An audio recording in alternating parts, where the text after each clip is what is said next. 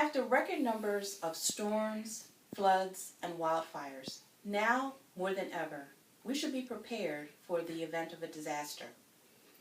Knowing what to do in an emergency is vital to preparedness and response and recovery.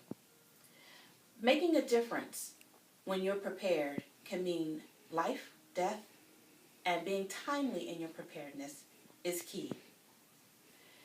It is encouraged that each family produce a plan, have a kit, and be informed when it comes to disasters. Getting a kit involves making sure that you have enough food, water, and essential supplies to last for at least 3 days. This includes medicine, copies of your prescriptions, flashlights with extra batteries, personal hygiene items, and appropriate seasonal clothing along with cash. Making a plan is deciding how your family and the family members will be able to contact one another in the event of a disaster.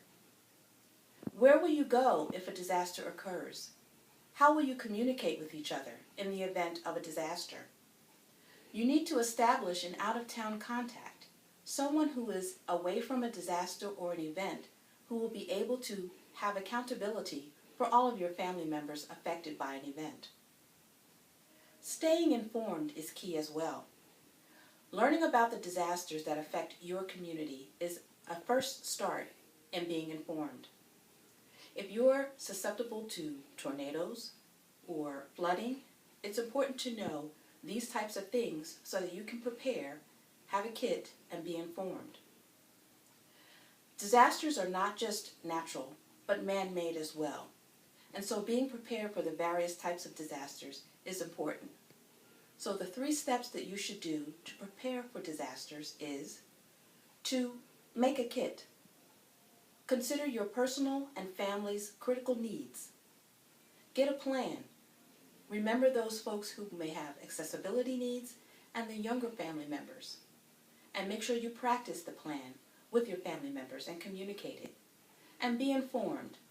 Know what your schools are doing for your children. Knowing your community emergency manager information.